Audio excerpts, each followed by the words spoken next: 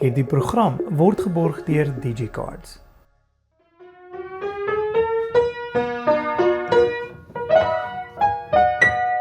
Ek het gehoor jy het gepraat van 'n honkie-tonk klavier. Nou op die oomblik klink hy honkie-tonk, maar hy is nie veronderstel. Mense stem dit so, 'n klavier het 3 snare per noot, so dan stem hulle ontstem die ene so effe, maar hierdie is nie natuurlik so gedoen nie. Dis maar net plain flip en vals.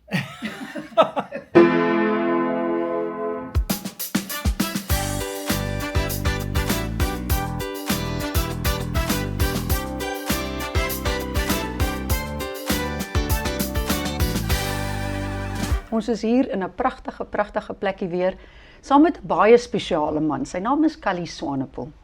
Callie het te doen met klaviere en hy doen die stemmery daarvan. Maar wat Callie baie spesiaal maak, is dat hy blind is. En hy kom van 'n familie waar hy en sy broer blind is, maar hulle gaan voort en hulle doen hulle ding. En ons wil graag vir jou baie welkom sê, Callie, en dankie dat jy al die pad tot hier by ons gekom het en vir ons jou storie gaan kom vertel. Baie welkom.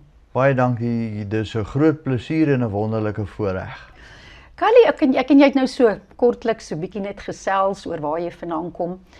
Jou kindertyd was maar altyd dieselfde, want jy en Boetie sê jy was blindgebore. So daar was nie iets wat jy eers gehad het en toe is dit weggeneem nie. Jy was maar gewoond met wie en wat jy is. En julle beginjare was saam met ouers wat 'n moeilike tyd gehad het om skole te vind vir julle. Vertel vir my so kortliks van julle skooljare toe jy en jou broer nou reg is vir skool, toe sit nou op en af tussen waar hierdie skole is.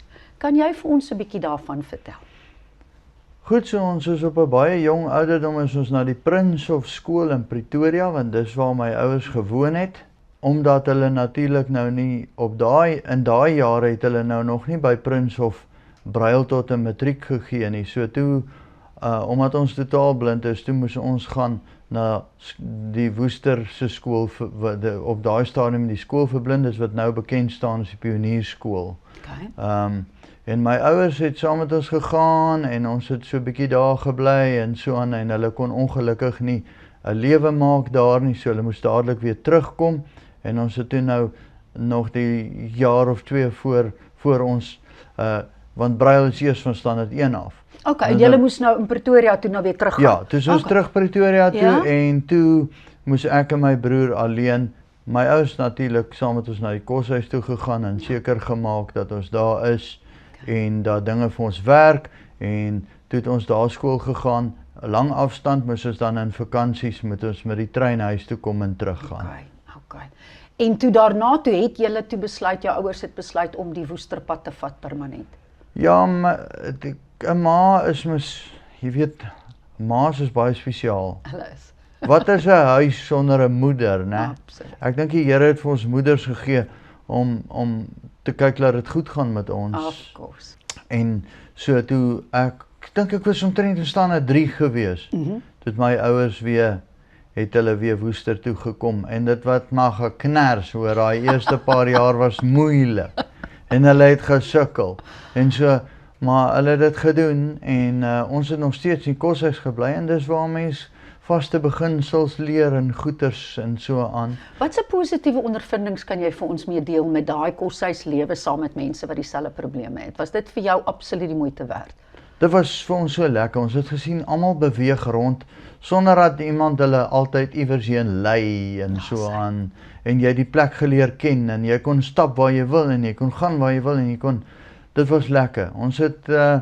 Ons het maar natuurlik gedissiplineer gewees, soos enige normale kind gedissiplineer behoort te geword het. Ons het al die liefde en die aandag gekry. Dit is 'n absolute wonderlike plek, die Pionierskool. Uit die aard van my persoonlikheid was ek maar altyd 'n ou grapmaker. Wow, wel dit help. En toe die musiektoetse kom, toe slaag ek hulle nie, toe laat weet hulle my ouers nie, want die ouetjie gaan nie musiek doen nie, hulle luister, vergeet daarvan. En die volgende kwartaal, toe koop my pa vir my 'n gitaar, en ek vat die gitaar saam. Ek onthou hy het in Simonstad gekoop, het is 'n goedkoop gitaar gewees, man. Ag, ek dink dit was R59, en toe begin daar 'n nuwe juffrou by die, so oulike jong juffrou. En daar is die interessantheid van ek sê vir vooraf. juffrou, maar my ouers kan nie gitaarlesse bekostig nie. Sy sê nee, okay, hier is die ding. Maar as jy kom koor sing, dan sal ek vir jou gitaarles. Ai. Ek sê juffrou, maar seentjie sing mos nie koorie. En? Wel, wil jy gitaarles hê of wil jy nie? Ek hou van daai juffrou. Ek het toen, ja nee, ek het ook gehou van haar. Callie, maar sy klink na 'n fantastiese juffrou. En toe begin jy sing en klavier en gitaar doen.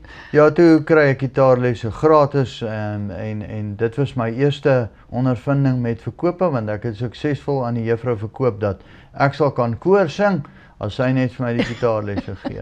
Fantasties. En so die belangstelling gekom. So toe is ons aan deur die hoërskool, die laaste 3 jaar van die hoërskool wat in daai jare standaard 8, 9 en 10 was. Wat is dit nou? Graad 11 en 12, ja.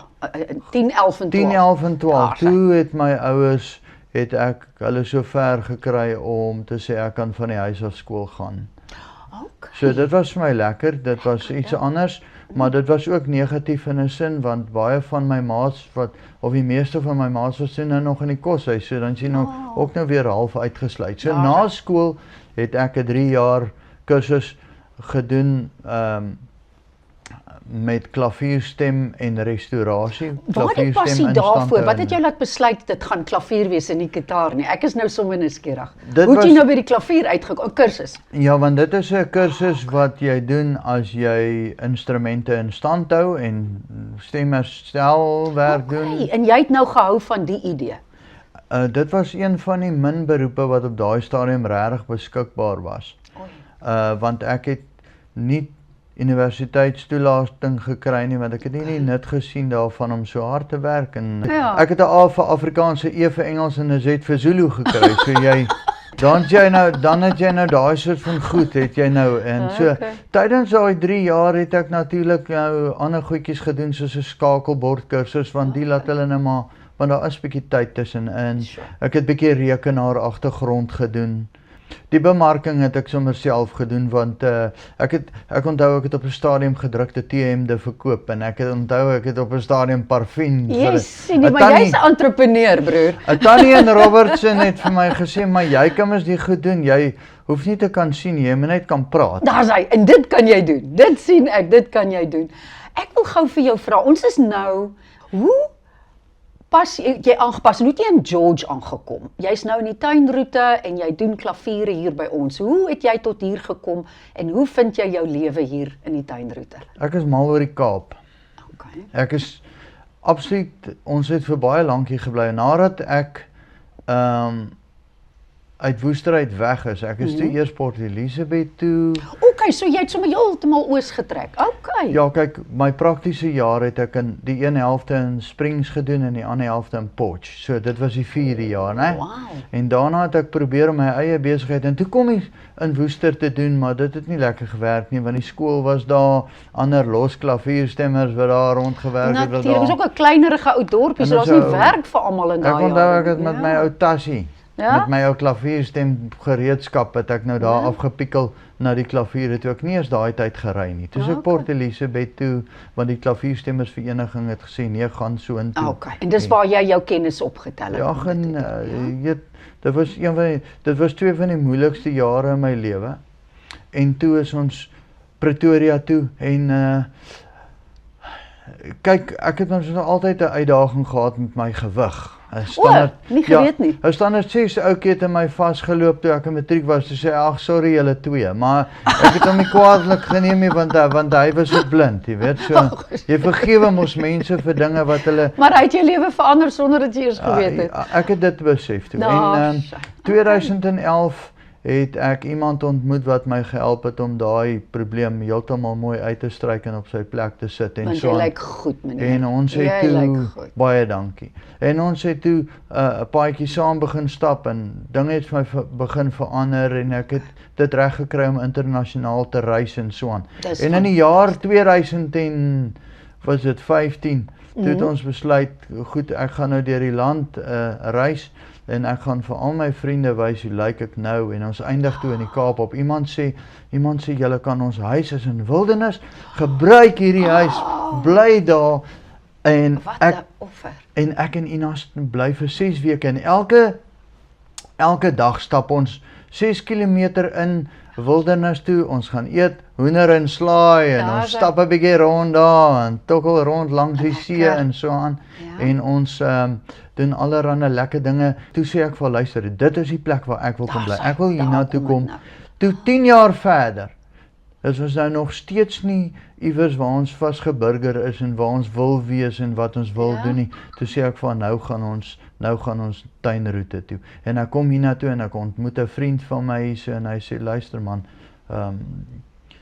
ek is hier so en dis baie lekker hier. Ag, dis maar die kort en die lank so van. En jy het nou jou eie besigheid. Ja. So as mense jou wil kontak, jy doen klaviere?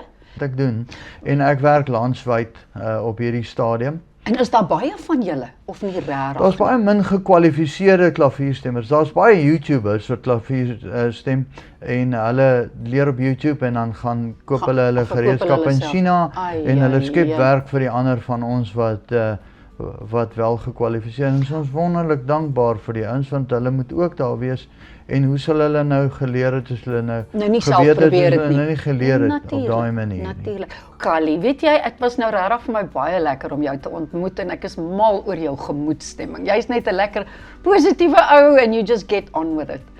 Baie dankie vir jou tyd saam met ons vandag. Baie dankie, dit is 'n baie groot plesier om hier saam met julle te wees en dankie vir die uitnodiging.